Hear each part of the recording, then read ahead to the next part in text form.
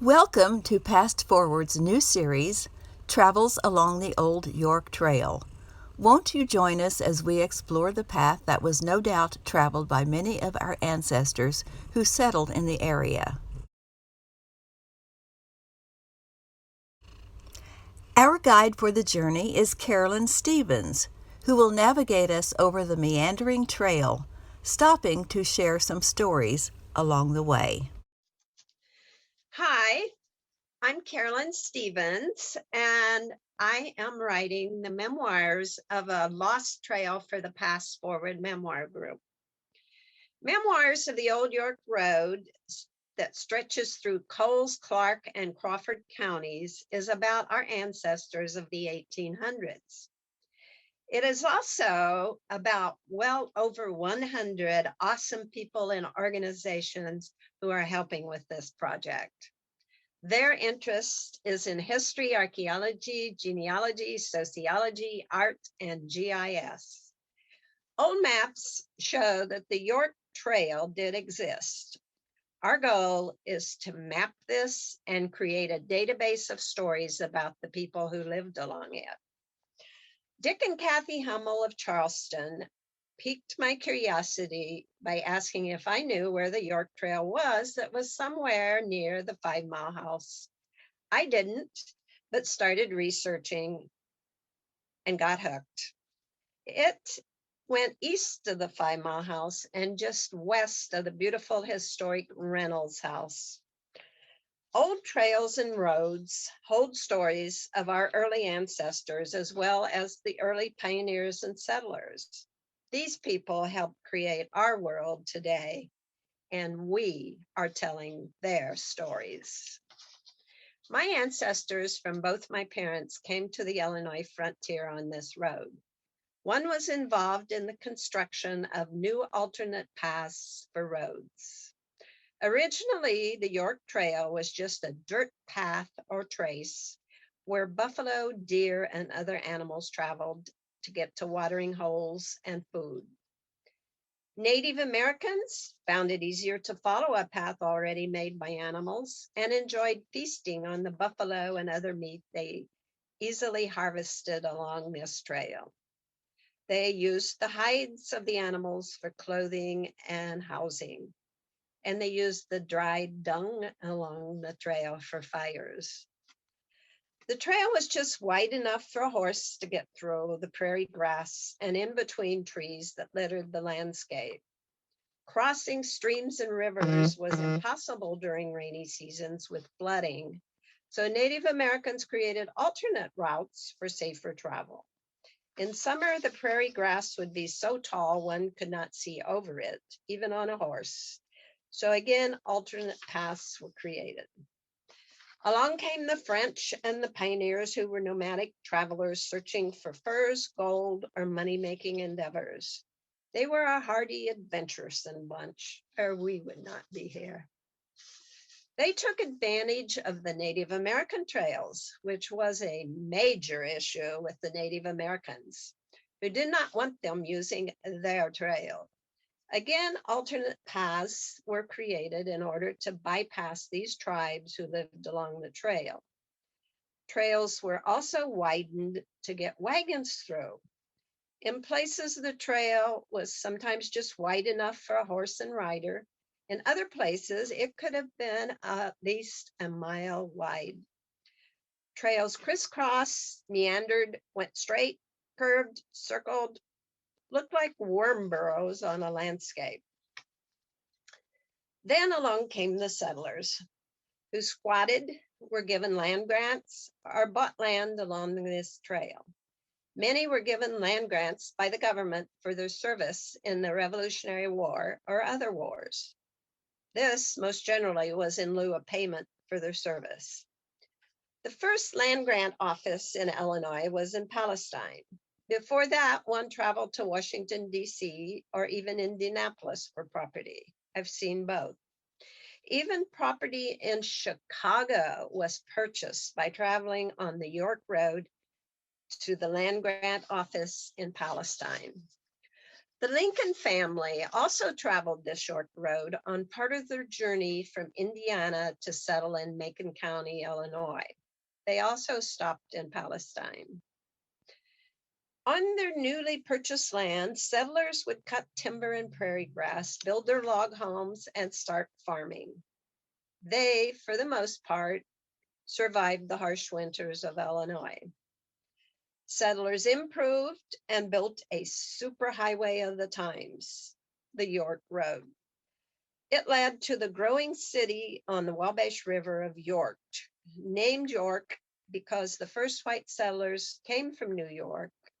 Others say it was named after the York family, who were the first settlers there. York led to Palestine, where land grants were obtained to build villages all up and down the Wabash River. York Port on the Wabash was where all the roads led to, up and down the state of Illinois. All roads connected to the York Trail and headed towards the port of York for selling and buying commerce.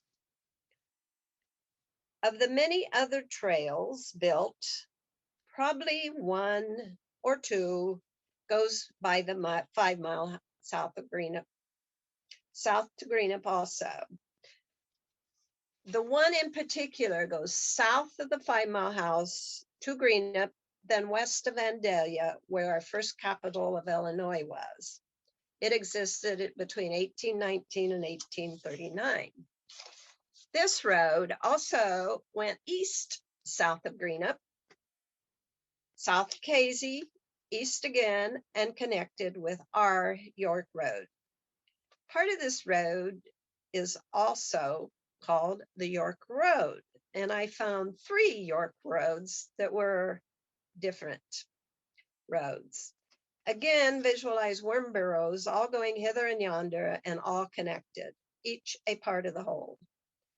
Current mapping of our York Road, we started at 1520 Harrison Avenue in Charleston. A stagecoach stop was built there. Our first story will be about a murder of a prominent settler who owned this property. The Hummels and their daughter's research on this prominent man of Charleston has convinced me that his killing was self-defense by his son-in-law. A mob of over 5,000 people hanged this innocent young man west of the courthouse where that old school still stands. Starting here at the stagecoach stop, where 14th Street runs into Harrison, we go south to about where the high school is, angle east to 18th Street, which is Route 130, then south, angle back west a little where the power station is, and go to the first road left, headed south, which is where Wrightsville used to be, another story from the 1800s. Then you head down the hill where the Parker's Ford, later called Blakeman's Ford, that's about where the Blakeman's Bridge is. Another story. Benjamin and James Parker purchased this in 1824 and later sold it to Blakeman, who owned it in 1868, according to plat maps shared with me by the Coles County Genealogical Society. The York Road crossed the Embrough River there at the ford, headed south and up the hill where Warbler's Ridge is, then it angled across Route 130. There's a lane there behind the 5 Mile House and went east of the 5 Mile House, and it was west of the Reynolds Historic House. Then straight as an arrow, it headed southeast for the north edge of Hutton, going to the Sargent Farm near the corner of where Sargent Cemetery is. And of course, more stories. Still angling southeast to Route 49, which is less than a mile south of Oilfield. Another story. Angling southeast across farmers' fields, it follows Snake Trail Road past Round Grove Sportsman's Club north of Martinsville. Another story. Then it crosses Route 40 on the east side of the Beam and Sawmill goes down over the hill to North Fork River and Creek. There is evidence of a ford that we will be exploring there. Also in that space, there was a 2-story tavern, one of the first built, and by a first settler in Martinsville. This area also sits part of the way in Casey Township. When the National Road was built, it crossed this Old York Trail here twice in the North Fork bottoms.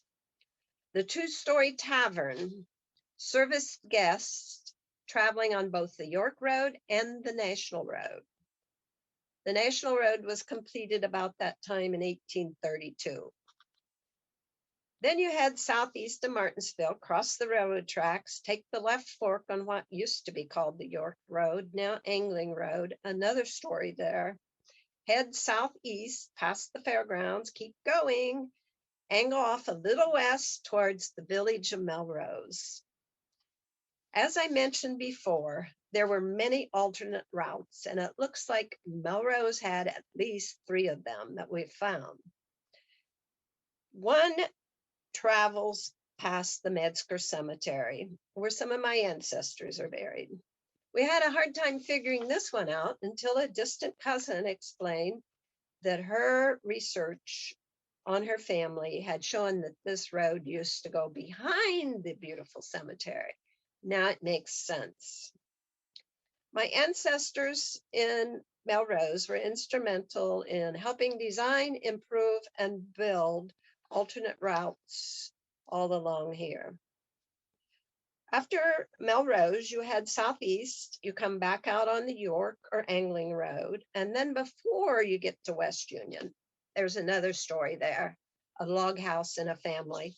Then you turn south for a short way and then angle southeast again, and you are south of West Union, less than a mile south of where the 1816 Handy Fort used to be. Another story. The York Trail would have been used by Handy Fort families. Heading south, the York Road came out just east of West York. You turn left, which would be east. You go past 2 cemeteries. There are cemeteries all along this road of settlers and ancestors. You go straight east to the village of York on the Wabash River. It's a beautiful place that at one time was destined to become bigger than any city in the state because of steamboat commerce on the river, the Wabash. At the point just east of West York, where we turned off, was where a railroad went through, and a village of New York was established. So you had Old York, New York, and West York. On foot, we followed this abandoned railroad bed, and we're pretty sure this is one of the trails that went to Hudsonville on the river and then to Palestine, where the land grant office was. Tracking and documenting this road is an adventure, and one that intern Bola from Coles County Planning Commission has gathered coordinates at various points that Bob Maxwell and I helped identify and map. This is in the ArcGIS program. History and the stories along this trail will be added at chosen points along the path. I am grateful for Dr. Joseph T. Cipfl faculty research grant that is helping pay for printing, maps, research documents, books, and technical expenses. Any information or stories about the Old York Road or along the York Road will be greatly appreciated. Thank you. We hope you have enjoyed this presentation. Stay tuned for more adventures to follow. As you have probably already guessed, Carolyn has many more stories to share.